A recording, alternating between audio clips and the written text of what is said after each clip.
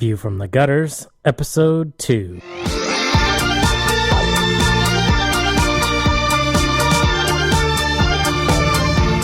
Welcome to View from the Gutters, the comic book podcast where each episode we discuss a collected edition, trade paperback, or graphic novel, and then recommend and vote on the book for the next episode.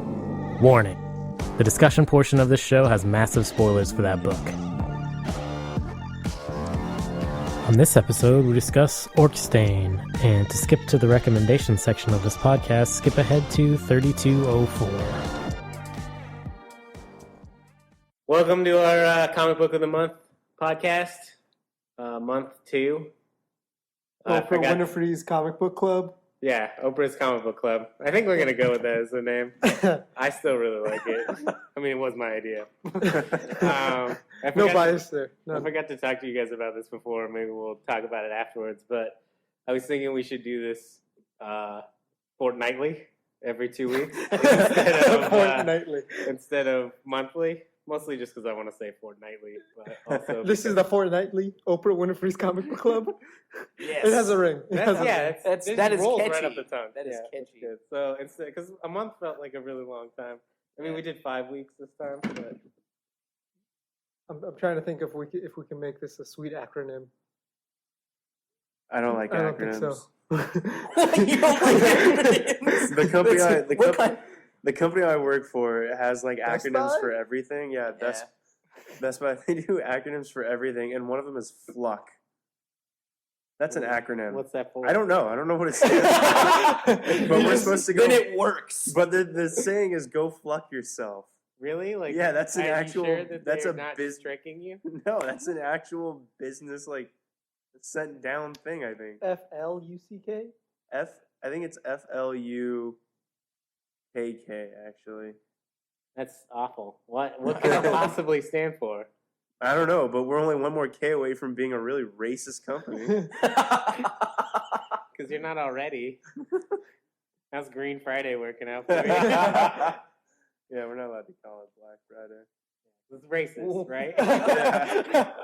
The day when businesses go from being in the red to being in the black is racist. Yep. It's slavery, that's why. All right, so this White month, guilt. yeah, this month we all read Orc Stain, written, drawn, inked, colored, lettered by James Stoke. I think that's how you say his name. Yeah, Stoke. Stoke I would seems guess. right. I would guess that's how it goes. I wouldn't see it as Stoko. Stokey? Stoko-y. Stokoa. Maybe Stokoa. It's I don't Stokoa. even know. James. It's that James. guy. It's James Stokoa. We can I email apologize, them and Mr. send us an audio. Stokoa. James. Stoke. Stokoa. Yeah, I apologize, Mr. Stokoa. I have no idea how to say his name. What if it's pronounced Frank? It's not, though. You never know. I do know. Oh. I know it's not that. We should email him. It's like for the first month I called him Geoff, when really Jeff. They can't see you point to that book, though. Oh, okay. Yeah, I know. They'll find out later, though. Oh, yeah. I'm guessing you picked a book written by a guy named Jeff. Or did I? Did I point at nothing? Oh, you could have pointed at nothing, but you didn't. I didn't. Right. But the listeners don't know that. They don't know. Okay. All right. On Slow start. digress. So yeah, let's just. I picked this book. I like it, so you guys know I like it because I picked it. But let's go around the table and get everyone's like first impressions, and then we'll delve into discussion. Delving. They do that. It's In fun. book clubs. All right. This is Matt, by the way. Yeah, you guys didn't introduce yourselves. I'm sorry. You didn't introduce yourself. Did I? Nope. No. Let's just start over. Yeah. No. Yeah. Leave it. No redo. No redos. All right. I'm Andrew Chard. I'm Matt McGinnis. I'm Thor Oxtall. What's the C for? His Is that middle really- name? Mystery is what it's for. I thought your C middle name is was. spelled with an M, so I thought your middle name was America. No, that's just for my fans. Oh, okay. Bernie Veray, also known as Bernard B. Huckleby, That's right. to the ladies, the host layer. I don't know. Mostly, Whichever you feel comfortable going by. It's mostly Bernard B. Huckleby to the men, though, I think. Yeah. That too. Yeah. Just the special ones. Very special love ones. you. Not naming any names. All right. Continue. Matt, go ahead. Let's see what you thought. All right. What I liked initially was the art. I thought the art was really good. It's just like something I'd never seen before. I really like his style. I also was really impressed with the coloring. There's a lot of like purples and blue hues, which were things that you don't see a lot in a lot of comics. So that was the one thing that jumped out at me. Warm colors. Yeah, thank you. Warm colors. colors. That's what I was looking for. Hues. No, we're sticking with hues. All right, warm hues. Thing that I liked about it, I think the most, was that I don't really read too many comics that are lighthearted and funny. I usually stick to like the more serious, just action-filled comics. So it was nice just reading something that was like just a quick, fun read. I like that every once in a while. Oh, okay. Passing to me. I liked it. I thought I wouldn't like it so much as I was impressed by one person doing all of this. Yeah. I mean, I had my quarrels, but Your quarrels with it? yes. Did you struggle You with literally fought the book. You struggled You with didn't know some of the this, pages. but this is a new one. I had to buy a new one simply because I fought the book and it died in my living destroyed it. room. Oh, wow. You I won. slave. I won. win? Yeah. But did you like it overall, or It was decent, and I have to say I'm gonna check out Volume 2 if it comes out when it comes out because I Yeah. want to see what happens next. Yeah, I think they're on issue like 8 right now, so we've got a ways to go before Volume 2 comes out. I think this one's 1 through 5, so it might be on like 7 or 8. I can't remember. I could look it up, but I'm lazy. Yeah, so I mean, starting off, I mean, it seems like Thor and Matt and I liked it. I'd like to hear kind of what were some of your quarrels with it, Bernard? Quarrels? I mean, I think it was just like I thought it was nice. They showed a lot of penis. you didn't like it? I thought you would like the penis. Oh yeah, no, that was the best part about it. Oh, for okay. me. That you was did. what pulled No. me in. They were some What's it called? weird-looking wangs. There were Yeah, some they were, weird well, they were orcs. just weird-looking people. Period. Yeah. they're not people. They're orcs. Let's Yeah. get this straight. They're not racist people. We now? can slave these people. Who's being Best I don't Buy care. now? Yeah. The guy who Yeah, doesn't let's work at Best Buy. associate Best Buy with racism forever, just so we can never get free stuff. Who? And so I comic get books. fired. And so you get fired. We don't. Yeah, these are all fake names. Yeah. Of course. Well, I guess since we're encouraging people to play along at home, we can go ahead and spoilerific this one. So I'll just Okay. kind of explain a little bit about the plot. I haven't read it in like a month. I We was should gonna have- thumb through it today and I forgot. So, We should have a sound effect for our spoiler alerts. well, I I mean, think that'd be it's nice. all spoilers. Like, can we just Okay. get like an air Can we raid just- silent? Just like a, Wow. yeah, just like something that Billy For the Mays. entire, it has to go for the entire. Something Yeah, that in the would be background. like on a Billy Mays commercial. Like, kabam! Gets to whatever. You know, Yeah. that happened. All right, so it's a story of a young orc guy named One Eye. Because And- the orcs have no name, Yeah, that's right. They have no names. They just go by nicknames. except like the higher up orcs. Well, the one higher up orc has a Yeah. name. Yeah. That's it. So it's like different tribes of orcs. All men apparently. Yeah. Well, yeah, except for the poison. Well, those are like That tall, hot Those ass are- one. I Yeah. don't know what they're called. I don't think they're orcs though. They, They're something nymphs. Yeah, that's right. Yeah. She's a nymph. She's a. Well, she isn't. She's like a poison taster. I don't- Banging hot is what she is. She is pretty hot. Yeah. It's not surprising that like the only woman in the book is good looking. But yeah, so there's many tribes of orcs, but Yeah, it focuses many. on like two. The northern tribe, which is like less warlike and less organized because they can't get like a unified leader or a good leader. Mhm. And the southern tribe, who is warlike and expanding their borders north. And there's a prophecy in the south says something that I can't remember about a one-eyed orc. Some weird lady he's gonna kill... talked about it. It's in the beginning. We're not spoiling yet. No, it's just killing. Yeah.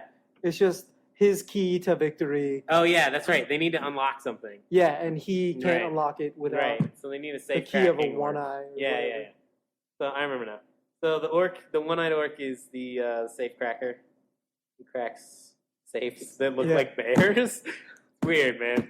Well, everything in this world is organic. Yeah, I like that. There's no like the technology. There's no metal, really. There's no like machinery. Even the soda cans are alive. Yeah, that's right. I do like his design so much. Like technology pretty much stops at crude tools. Yeah, this is the second book of his that I've read, and his first one's a sci-fi story. It's very much in the same design scheme, where like there's a lot of wonton soup. Yeah, wonton soup is his first one, and there's a lot of like really nice organic designs that go with everything. Not just in their look, but like that everything really is alive. So when he's cracking the safe at the beginning, that is a bear. If he messes up, basically like the bear's guts spill into the safe and ruin whatever was in there, right? So or the bear. The bear eats him. Yeah. Yeah. There's like clock on there's like the bird on top that's supposed to wake him up and then wake the bear up, and then the bear eats him. Yeah, that's kind of what's going on. Oh, so he gets in this quarrel with this orc. Pointy face. Yeah, and they're going to try to cut each other's penises off. Mm-hmm. Well, no. They're like, first off, they're partners. Yeah. But then Pointy face, steals his money for his own needs and his own keeping of the penis. Right. And so he like double crosses One Eye, and when they try to pay off their orc mob boss, like One Eye doesn't have a payment to make, and Pointy Face stole the payment that One Eye was going to make. So they like declare war on each other. I don't remember what it's called. Launching? Yeah. No, that wasn't yet. Yeah, isn't it? Or is it when he cuts his penis off? It's definitely when Pointy Face's penis is cut off. Yeah, so the penis gets cut off. First, the penis gets cut off. One eye sentenced to the lopping of the chit. Paxa Gronka. Yeah. The Paxa Gronka. Yeah. The Orc Blood Vendetta. Yes. And they are gonna fight. What I love about One Eye too is like he's not like a good fighter or anything. Like he's just really smart, and his safe cracking in quotes is just. Knowing like, the right vein? Yeah, knowing just how to hit stuff good. Like, really hard. No, just like, I can hit this right here. Yeah. Well, it's like a reflex. He sees the veins or something. Yeah. Like, okay, this is what I just realized 20 minutes ago. Yeah. But, you know, in The Matrix 1, when Neo's just like, bam, and then he sees the Matrix and everything. It was pretty much like his reflex, and it's like, bam, I see the veins. And let me tap this side of the door. Yeah, and the building will fall. Yeah, he brings down a whole building just by hitting it in like 2 different spots. So he can see the weak points on stuff, which makes him a good safe cracker. Kind of like the guy from the Inhumans. What's his, I can't remember. I don't remember his name. Cornac or something. I can't remember his name. One of the Inhumans. Yeah. And so that's what makes him a good safe cracker, but also gets him out of a lot of trouble. Right. And anyway, But I think he's a pretty decent fighter. Yeah, I mean, he's an orc. It seems like they're all pretty tough. They're brawlers. Yeah. But he, instead of just like bashes, will like think and then kill. Yeah, I like that because he's smarter. He has more cognitive ability. Yeah, and he plans things, and he's trixier. Yeah. And so these 2 trackers come from the south to come try to capture, and they're the whole time that this story is going on, you get these flashes to the southern tribe, and they're capturing all these one-eyed orcs, and they're gathering them all up together. And that I think that those are some of the strongest parts in the book too, because you get to see this crazy technology that this guy's invented with how they communicate to each other. Basically the 2 like marionette guys, where they're strung together like miles apart, and whatever one does, the other one does the same thing or the opposite of. It doesn't really like describe it in detail, but it shows it over the course of like 2 or 3 pages I think that's something that's really brilliant about, like what Bernie was saying earlier. One guy doing everything is he's writing. He also knows when, as an artist, it's more important to just show things instead of tell things. So he has a really good eye for that, being able to take like 2 or 3 pages to show you how the technology works instead of having like a huge breakdown of like, panels and boxes being like, this is all words, super wordy. And not to say that he can't just take it down and break it up and do an explanation of how things work, because at the end there's an awesome section of how to turn a penis into orc money, because that's what they use for money, is they cut off penises, and it's really descriptive. I glimpsed. I did not read it. I read it. Not because the penises, but because it was a lot of words. Oh, I just hope that's not what the inside of my wiener looks like. Yeah, it looks like spaghetti. Yeah. It's like some kind of spaghetti. I wonder if he had to do like research. Yeah, just diagrams. He had 12 cadavers at his house, and he just went to town. Yeah. You've seen a picture of a penis in real life? Cut in half. Okay. I've seen pictures of penises. I was in school, and this guy was like, "Hey Thor, look at this picture." And I turned around, and it was a dude with his dick cut down in the middle, like spread open. And I was like, "What the fuck is wrong with you?" Did it look like spaghetti? That was the worst day at kindergarten ever. Oh God. Yeah. So I feel like he's a really good writer, illustrator. And I like that he's taking chances, which is something we don't see a ton of in comic books. Right. He's doing something that there's not really a ton of demand for. Yeah. I mean, I don't see a lot of comic book fans being like, I need a book. And I know this because I work here. Work at a comic store. So I know that I don't get a lot of people coming in asking for books about orcs that cut each other's penises off. But it does fill this nice... I do, though. You get a lot of that? I get a lot of... Well, they all come in. They all come in. They come in. I attract a on those nights. Yeah. Well, one guy's like, if you want penis cutting books, go in there and ask for Matt. They'll hook you up. That's with right. penises. That's right. It's like some weird 8mm crap. But I do love that it feels a nice like fantasy genre that I feel is missing in comics. Yeah, I totally agree. Right. I probably overall the thing that I just like about it is in pretty much every facet, it's originality. Like you're not gonna like my biggest sell if I was to sell it to like a customer that came in is that you're not gonna see another book like this. Unless it's drawn by him again, you look at it and you know right away that that's who's drawing it. Yeah, but not just that, but the story as well. Yeah, it's definitely really really different, and I really like it. And I definitely want to know what happens next too. It leaves you on this great cliffhanger at the end, and you're like, "Fuck, I want to know what happens." Yeah. And I do love. I like the female character in the book too, whose name I can't remember, or probably can't pronounce, even if I can find it. She's one of the only ones that's like intelligent. Yeah, she's also the other one. Yeah, who is very intelligent. That's true. They both have that intelligence that makes them right. But their first meeting, she like backstabs him. Yeah, but then ends up saving him, kind of. Yeah, because she wants her money. Yeah, and also I think her cut up penises. Yeah, I also think she kind of realizes that like something bigger is going on here. Yeah, they definitely. There's these like poison guys. The trackers that they send from the south are fucking super badass.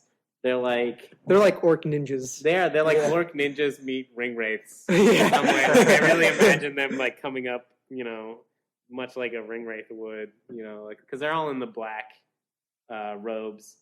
But I do. Yeah, I really like the ninja aspect of them too, and the fighting, the combat in the book is really fluid. Like he's a great animator, and it's just like weird stuff. Like she's poisoning them. She like throws a jar on the ground that has like a bug in it, and then it grows. Like it grows into a wall and protects her from like poison arrows and all kinds of weird stuff. And then her thing that lives in her hair. Yeah, it's like a giant monster that shields her. Yeah, that's pretty awesome. Almost too. like Medusa. Yeah, And I like the guy that's just a beard. He's just like a head with a beard. Yeah. Like, I don't think he has legs or a body. He's always like touching people with his beard. Like controls his beard. I like that. One thing I noticed that I didn't quite understand is Pointy Face's skin tone changes like after this first or second chapter. Yeah, if you read the introduction, the first... Oh, I don't read introductions. Oh, okay. Or I think maybe it's the afterword. But I definitely don't read afterwards. The first chapter... But you read the penis. Yeah. You can see can see the animation change. Yeah, the artwork is way it's a little more crude than the first chapter. Yeah, and he drew that like months or even years before he drew the rest of it. Right. Do we even know how long it took him to write this? Oh, I don't. I have no idea. Right. I wasn't paying attention. All right. Well, and as it was coming out, like it came out monthly, but that doesn't mean that he didn't have it all done. Yeah, it wasn't all. But so he started drawing it, and then he took a big break, and I think that I don't know. Yeah, he lives in Seattle. We could just call him. Just drive up there and find Does he him. really live in Seattle? I think he says. What's his address? Let's announce his address on here. It's not in the book. Why would he give away his address? Well, I don't know. I thought maybe because no one's looking for an orc penis. That's book. right. Yeah. So he's safe. Yeah, I just love But how- everyone's looking for Oprah Winfrey's comic book club. Yeah, I just love how intricate like the design he does in this book. Like I can look at some of these pages for hours. Yeah. See, Like, I think Mostly the cut up penises. That's what I mostly was the just looking penises. at. Like I just stare at the penises, bro. But the inside back cover is like this crazy like centipede monster with a city on its back. Right. Isn't that supposed to be like the ending cliffhanger? I thought that was supposed to be the ending cliffhanger. Like it ends Well, up... I think that's like a picture of the southern orc tribe. Oh, yeah, that makes sense. Yeah. I thought it was what they were in for a second, but he's Maybe. too long and skinny. Yeah, I don't know. FYI, One Eye is in some giant monster safe in the end. Spoiler.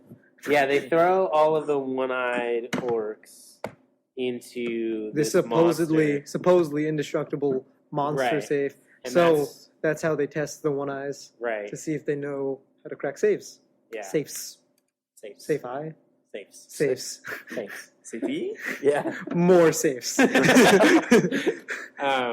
Yeah. More money holder things. Yeah, at the end of the story, we leave One Eye and the monster. The southern tribe's still marching north, and what's her name? And then the girl is finally lady. like, I'm going to do something. Yeah, she is causing all kinds of havoc. And now I'm she gonna let all open the up a One Eyes can. out and killed a ton of people, and it's pretty badass. She's got some daddy issues. You think so? Well, it wasn't really hard for her to persuade anyone, because all the orcs here, except One Eye and the poisoned lady girl, Yeah. will just be like, hey guys, there's a fight outside. Ooh, let me get my blunt object. Yeah. Also, they're all down. They're all DTF. They're all super down to fuck. They're, Yeah. there's Everyone. like at the beginning of the story, there's these like hooker nymphs that apparently the orcs just travel with them and have sex with them and do drugs with them. Sounds pretty awesome. Smoke crabs. Yeah. There's some boobies in this book. I threw you guys a book with boobies, by the way. It's like, Or yes, nymph boobies. yeah, there's a lot of Yes. penis like next to the boobies. But, like the boobies are still there. For That's right. 2 pages. 3 Yeah, and tops. then most I of like the how you're movies. counting. And then 80. And then Only like for 80. 8.5 pages. And then 80 There pages was- of penis. 5 squares Yeah. of boobies. And then 67. I like you've got like a tally. You're like, oh, Oh, one yeah. panel. Notches. I have notches on See, my that's hand. where all the books will ever do. He'll be Notches. at the end will be Bernie's report of the penis to boob Just a ratio. picture of the notches he keeps on Yeah. his wall. Or table. Notches. The notches. All right. I think we discussed this pretty good. Yeah. I don't know. Yeah. Well, like Overall vote. overall, like I think it was decent, but like I have to say, like if I stripped it down to its bare, it's just like the lone wolf, One Eye against pretty much the orc world, Yeah. and then he finds a girl who's probably gonna help him a lot more Yeah. in the next volume. What do you feel like it was missing? I don't even know. something. I know for me, I think I would have liked it more if it was just black and white.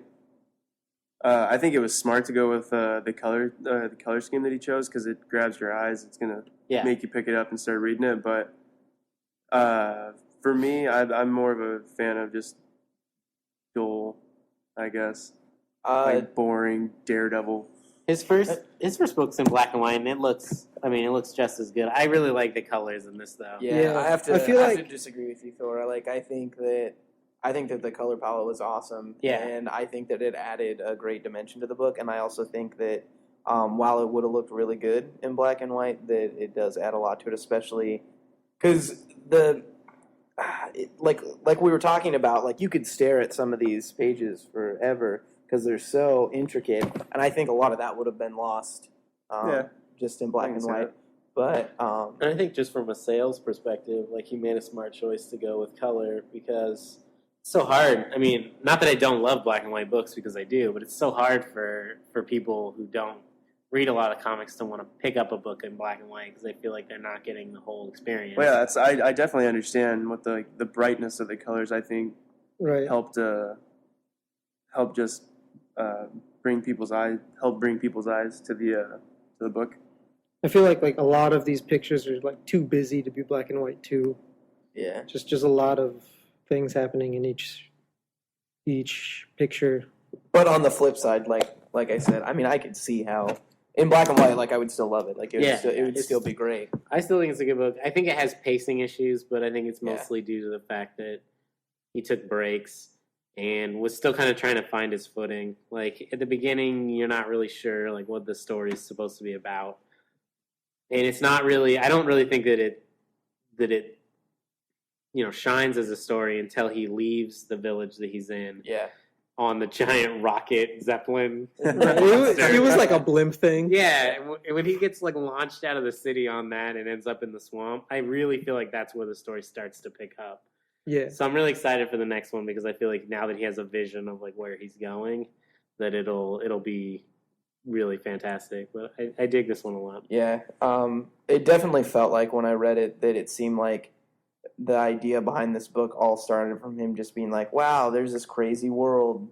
And then, there's these fun characters in it. And then kind of, he had to toy with that world a little bit before he found kind of the direction that it needed to go in, which isn't bad. But it does make kind of the beginning of it not hard to read. But I would definitely say if you pick it up, you have to read the whole thing. You can't. Yeah. Don't set it down. Yeah.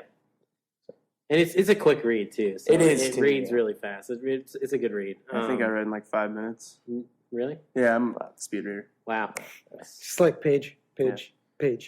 Sweet. That's pretty awesome. Yeah. Proud of you.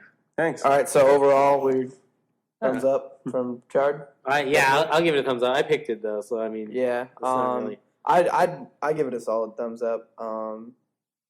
I didn't realize that was the rating scale. Yeah, we don't have I don't have side thumb. Is there a side thumb?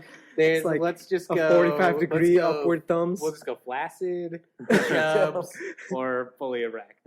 Okay. No, I don't. No, Like I would 6 to definitely. midnight, I would tell people to read it. Yeah, it's not my favorite thing I've read, but Lord knows I've read a lot worse stuff. So right, I feel like there's a lot worse out there. For somebody Right, if we're going on a 5-star system, we don't have to like rate them. Just, we just are here to discuss them. And, okay. and say, I'd say if you're gonna give it to for somebody that doesn't read comics that often, hand it to them. That's a good way to. Yeah. I feel like it's not too mainstream nor indie. Right. So it helps people. It's like, oh, this is how you read this media. Yeah. You never want to start somebody off on like Captain America or Superman or something. It's always stuff like this that you want to start off. And anytime anyone comes into the shop, and hey, asks, can I start comics? Yeah, and ask. Here's Identity Crisis. Yeah, basically says like I've never read a comic book before.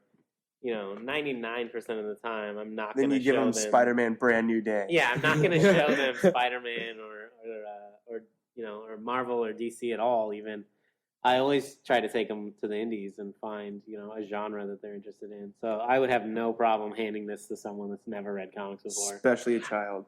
Yeah, I'd be a little hesitant if it was a Kids 5-year-old or something. Love penis. That's what we need to take away. We from need this one. to teach them how currency works. Yeah, And penis. Orc Stain is how you find out how currency works. Yeah, I don't know. I think it's. Kids, if you want money, chop off and marinate your penises. they dry them. They don't marinate them. Yeah. It's in some kind of juice, right? Well, at the end, they What is it? they're dipped in a Dipping. special mixture of saps and ground up minerals. Special care must be taken to ensure that all the coins are thoroughly coated. How do they? That sounds like reproduce? marinating to me. I don't know. Wouldn't it make so? That's why the nymphs are and they're so crazy while they have their penises because they know one day that's they're gonna be lose- coins. Yeah, they're gonna lose a penis.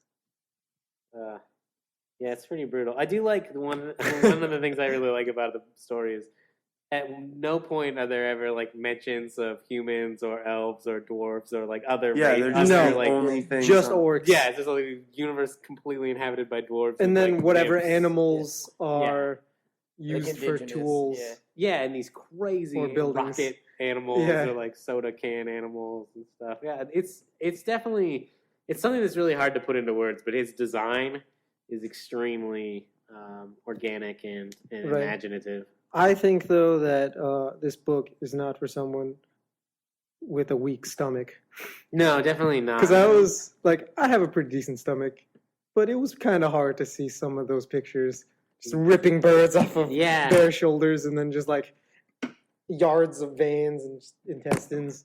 yeah, He gets it's really actually pretty detailed, brutal. Yeah, but- Yeah, it's I think definitely a graphic book. the a warm graphic novel. colors and the colors and like the kind of fantasy aspect of the art go a long way to cover up the fact that there's some pretty horrible shit going on in this book. Yeah, so Yeah. yeah, I'd recommend it to someone.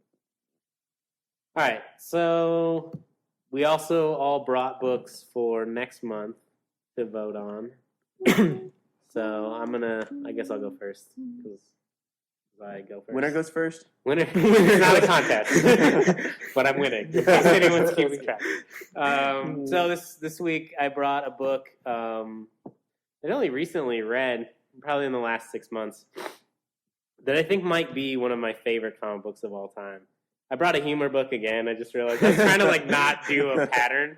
I was like, oh, I won't bring an indie book. I'll bring a mainstream book because I don't want to be that guy that's like, oh, I'm gonna bring gay indie books every week, like read blankets every week, and like, no, I'm not doing that.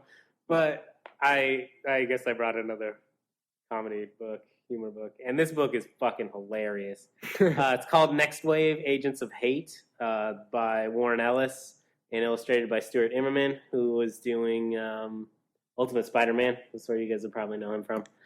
And this is the Ultimate collection I brought. It's every issue that they wrote together. And the story that I heard is it didn't get canceled, but Stuart Immerman got picked up to do Ultimate Spider-Man, and Marvel was going to try to find another artist for Warren Ellis. And he basically just said, no, I don't want to do it without Stuart Immerman. That might be complete bullshit, but I heard that somewhere. Bromance. Yeah, they have a bromance, and it's And wrong. Warren Ellis can do that. It's not Yeah, wrong it's at all. Warren Ellis. When does he Warren ever? Ellis, yeah. When does he ever finish a book? Like, never, I don't think. But it's fucking hilarious, and I don't even know like how to begin to describe it, except for the fact that there's this agency called H.A.T.E, and it's very much like a shield It's an type. acronym. It's an acronym, like Oh. H-A-T-E. Oh, so Thor can't vote on it. Thor hates hates it. right. Thor already is out. I don't remember what H.A.T.E stands for, but it's very much like a shield type organization, but it's like rogue organization. It doesn't really like describe itself very well. Like it's not like So it's not let like me- established no, by it's a anyone. new thing. I'm pretty sure that he invented. And at Who's- no point do I think that they ever like break down and explain to you exactly like what the hierarchy is or like who works for who or in what Who are they government called for? section are they? But they're in? the government. Well, I mean, You- maybe. no one can know. Is S.H.I.E.L.D. part of the government? I think so. Like, I don't really know. It's kind of one of those like how does Shield or GI Joe or OSI like get their funding? Like, is there like a tax bracket that they like? I don't understand how it works. Like ISIS. Like I don't care. Archer. That's fine. We'll just. It's not the details of like how their infrastructure works is not important, but it basically takes these 5 characters that are complete nobodies in the Marvel universe. There's like Machine Man is in it. Is he a machine? Yeah, he's the robot. He's in Marvel Zombies 5. Like he and Howard the Duck are like buddies in that one. Okay. There's the Miss Marvel that was the woman Miss Marvel. Or not Miss Marvel, Captain Marvel. She was black and a woman in Captain Marvel. Oh, okay. She's on the Avengers, like West Coast Avengers or something. There is the Bloodstone, I think is her name. She's the daughter of a Elsa Bloodstone. It says on the back for handy reference. Who's forgotten everything. She is the daughter of a like monster hunter. Like an actual Marvel character. These are all actual Marvel characters. There's a guy that's just called the Captain. I don't know what he's from. And is the last one Tennille?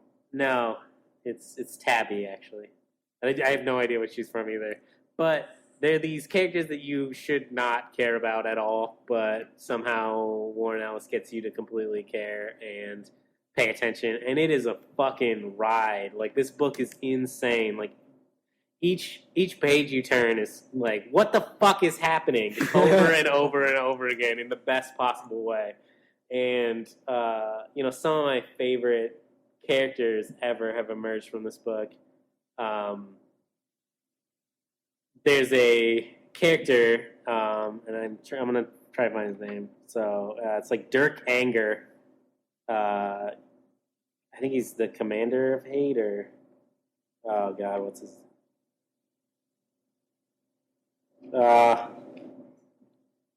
Dirk Anger, director of H.A.T E. Yeah, so he's like the Tony Stark like character, and he looks a lot like he's got that little cigar in his mouth, like Hunter, like Colonel Gathers from Venture Brothers, and he's nothing like Colonel Gathers, but he's just this like he's the director of H.A.T E, and he is full of hate. He hates everything and is constantly pissed off. What's the acronym? I don't. Highest anti-terrorism effort. That's a really terrible name. Yeah, well, I don't know. That's why they shortened it to H.A.T E. Yeah. That's but why I hate. They fight in the very first issue. They fight. But Dirk Anger anyway. He's the fucking best character ever introduced into the Marvel universe. He has the best lines of any comic book character I've ever seen, and it's just fucking fantastic. In the very first issue, they fight. Fing Fang Foom, the giant dragon thing. Bang, boom. Yeah, and then there's Dormammu is in here at some point, and I love Dormammu. I believe it's pronounced Dormammu. Dormammu. You watch Superhero Squad, Thor. Is that how they pronounce it? I think it's pronounced Dormammu. Also love this. I'm just going to show you this panel.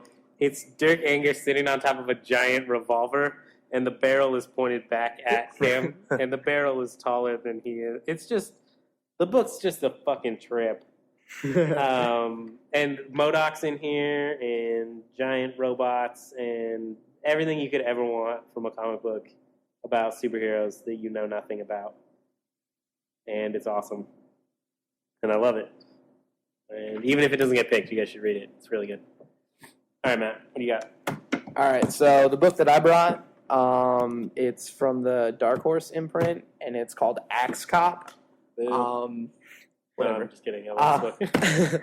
And it like the tagline for it is that or kind of the thing that makes it unique is at least the first trade was written by a 5-year-old, and it's illustrated by his 30-year-old brother. Are you serious? It is. Yeah. It is written by a 5-year-old. And these guys were at Comic-Con, too. Yeah. And I saw the older brother, but I didn't see the little kid. But he had a name tag at the booth, and I wanted to, try to get a sketch from him. Yeah, it's... from the little kid. Yeah. The little kid the little... No. He wrote it. He wrote it. Yeah. Okay, yeah. His name's Malachi, and his older brother Ethan. Of course. And if you read the foreword, Ethan talks about it a little bit, and it all started with him.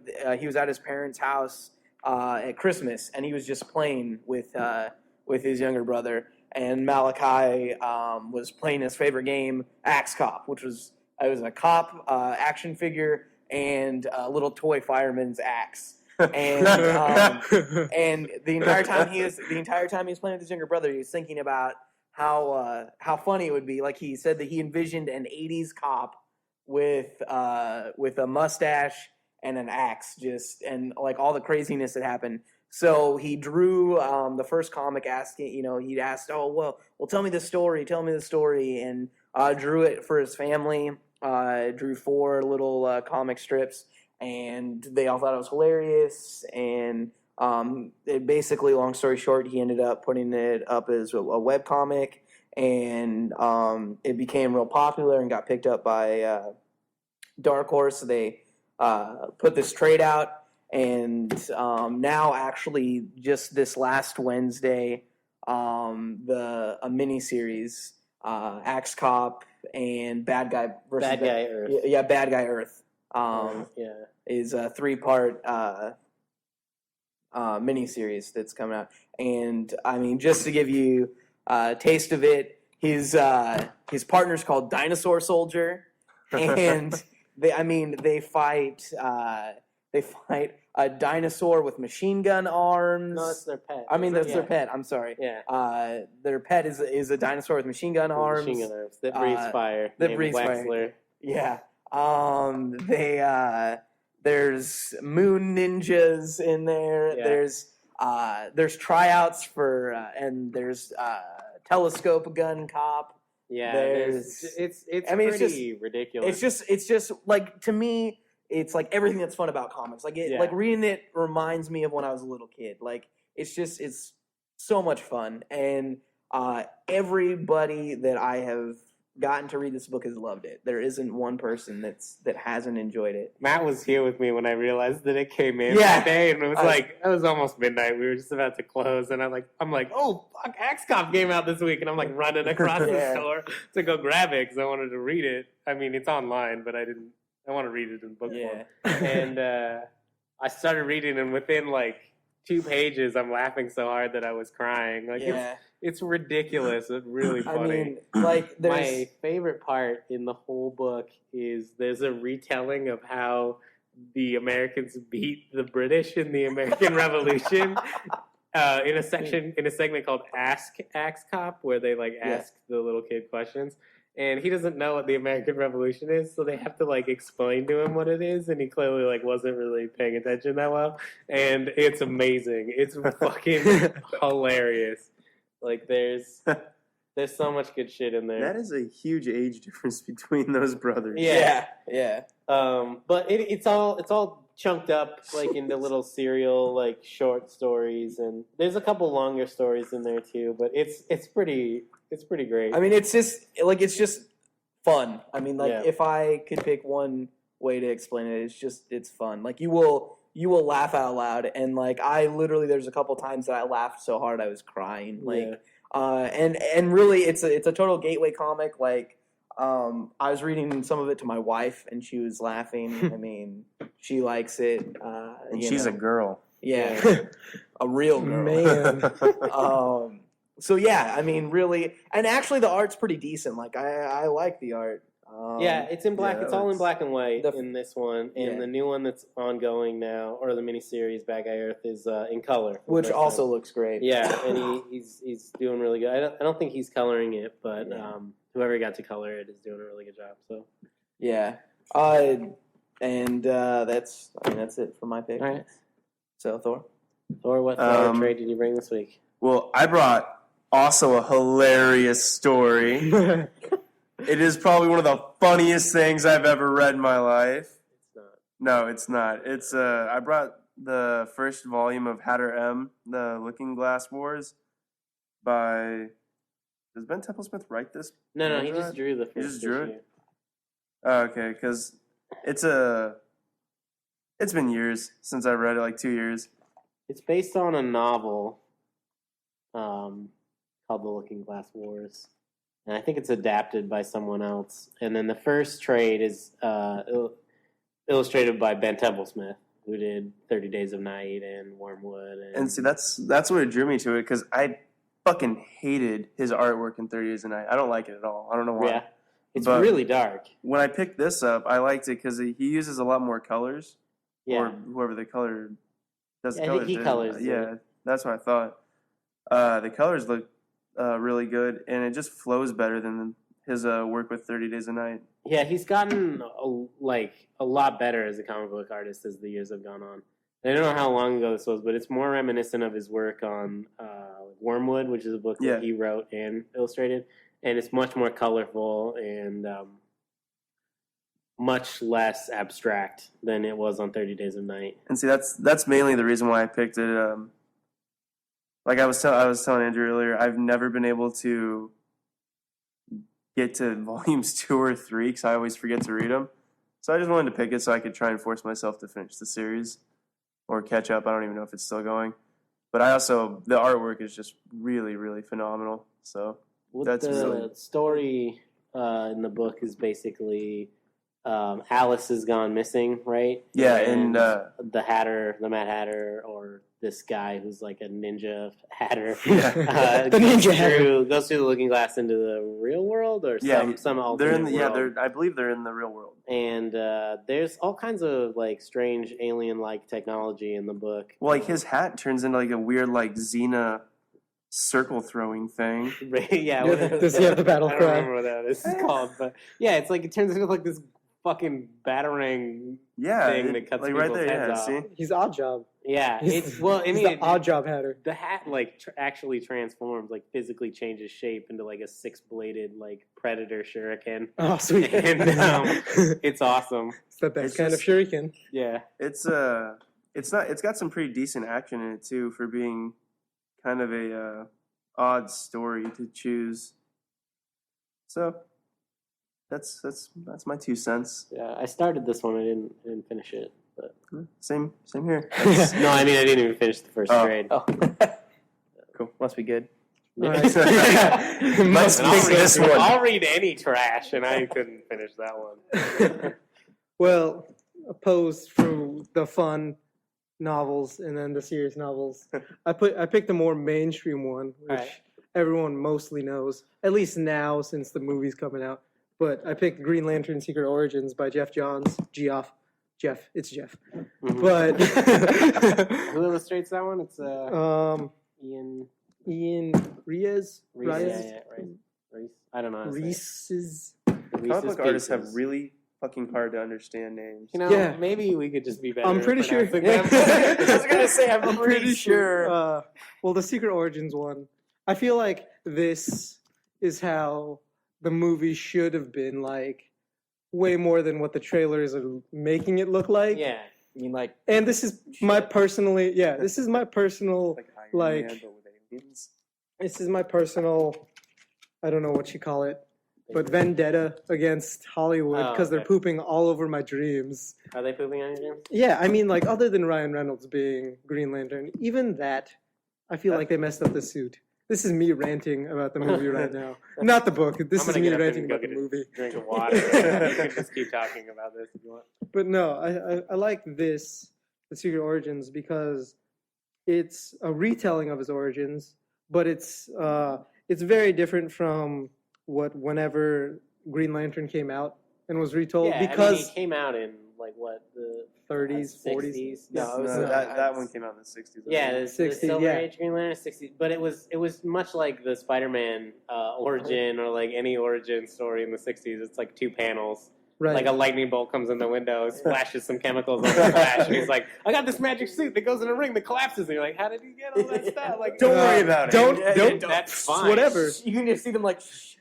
just read. And I'm fine Just with keep that reading. too. Like, Yeah. I love that kind of origin too. But like modern origins tend to take their time with it, and it's Right. kind of nice to see them. It's take like, some time. before, not post, opposite of post.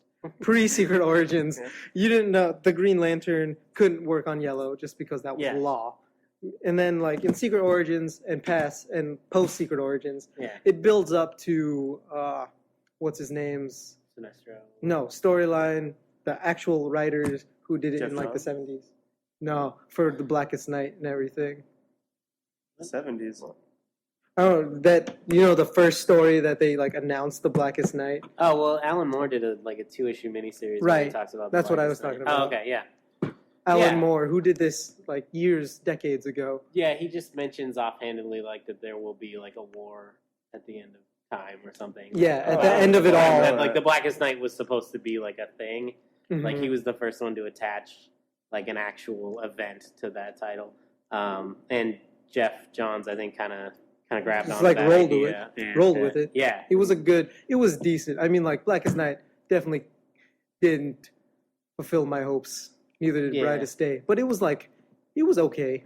Yeah, those issues, the Alan Moore issues, are in the Alan Moore history of the DC Universe, or Alan Moore's DC Universe. There's two of them, yeah. It's the collection of a bunch of different stories he wrote in DC, and his 2 issues of those Green Lantern ones that Bertie's talking about are in that in that trade. And Secret Origins is where it starts. This is where you find out, Sinestro and then Hal Jordan will fight, and Atrocitus comes in for the first time, I think. Yeah, and it's nice to get to see Abin Sur actually do stuff besides just die. Every story he's in, he just fucking dies in the first page. So it's kind of nice to see that. And what I really liked about this one too is it happens right before, issue-wise, it happens the 6 issues before the Sinestro Corps war starts. Right. And so it builds off of all the stuff that Jeff Johns has already been doing with the Rebirth. And it all ties in really nicely to that.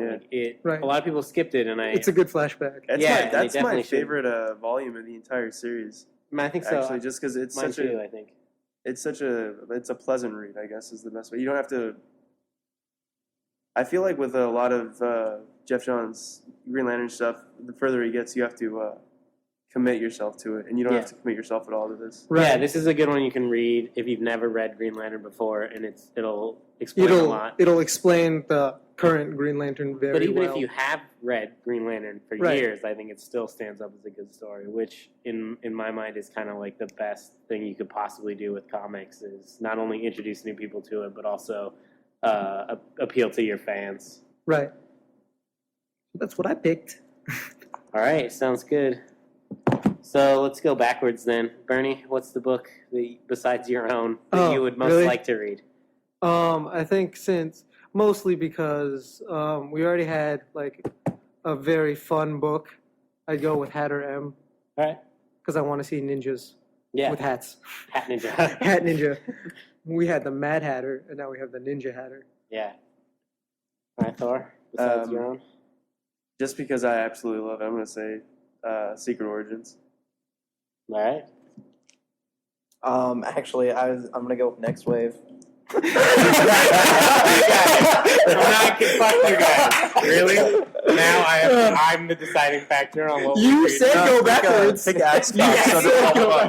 we have to read all 4 in a fortnight. tie. In a fortnight. That is so much reading. Dude, I have 4 tests at school this week, guys. The next podcast is going to be an 8-hour marathon. Your life is going to be we will be showering here, together, feeding each other. What? What? Chocolates. Wait, Wow, what? this is Sorry. weird. Ooh, truffles. Oh man. Well, I just read X-Cop, so I'm actually not going to pick it, not only just because I don't want to make a fucking 4-way tie, but I did just read it. It's really good. I recommend that you guys read it, but my only complaint about the book is it is a little dense, which is surprising to say for something that's written by a 6-year-old, but it's not that. It's pretty repetitive. It's He's the Einstein of comic book writing. You're just ridiculous thing, next ridiculous thing, more ridiculous thing, and you're it gets a little tedious after a while. And I wish that I hadn't read the explanations that Ethan writes in the book, because I think it really slowed the pacing down a lot. So if I'm recommending anyone go pick up X-Cop, I would say skip all the introductions that he does to each comic by Ethan and just read it all through. And then if you're curious, go back and read some of the in-between stuff, because it's good, but it tends to get tedious and also break the book up too much.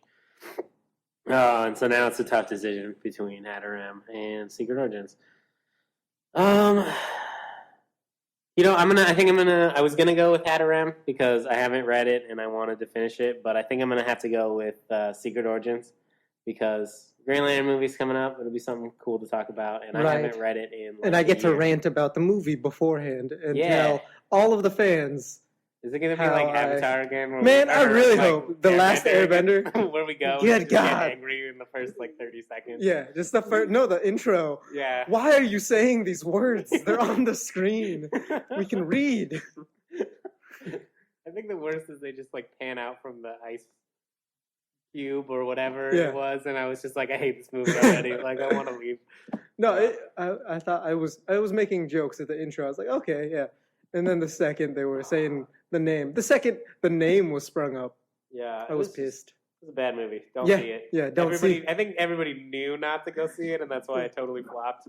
Well, I mean, like, But, I had brief hopes, but I didn't look into it at all. I was like, I'm gonna keep it a surprise. yeah. But if I looked into it for like at least 5 minutes, Yeah. I would have The not have only spent reason my I money. went is because I promised that I would go with you, Yeah, and then we didn't even get to sit We- in the same theater. no, which was pretty we good. could have though. Yeah. Yeah. Failure. All right. So I'm gonna go with Green Lantern: Secret Origins. We'll read it. In a fortnight. Yeah, let's do it fortnightly. You guys good with 2 weeks? Yeah, that's cool. The So, fortnightly Does anyone book club. know what date that date? It's not like we've uploaded either of these yet Yeah. because I'm too lazy to build us a feed or whatever. So right now we're just doing this for no reason. Yep, it's pretty masturbatory. That'd be the 21st. 21st. Yes. All right. That's right. Oh. No, I can do that. I can do that at night. All right. That's the first day of my spring break, guys. Ooh, mine too. Well, not my spring break. That's the first day of finals week. That's the first day of my spring break, so I'll probably be. I'll leave on Tuesday, I guess, for Spokane. Anyway, we'll do it roughly on the 21st, tentatively. Roughly every other week. Every 2 weeks, yeah, Yeah. we'll shoot for that. It'll be So- like an indie comic, which says it will come out every month. But really, Or you We'll mean be like- the we'll be the Or you powers. mean, how about can we be the the Batman ultimate- Darkest Night damn it. of?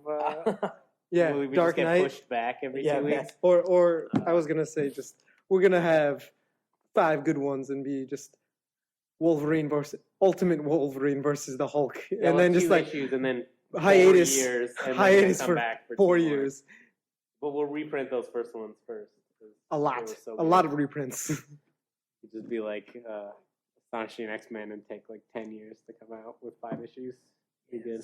All right. Wrap it up. Wrapping it up.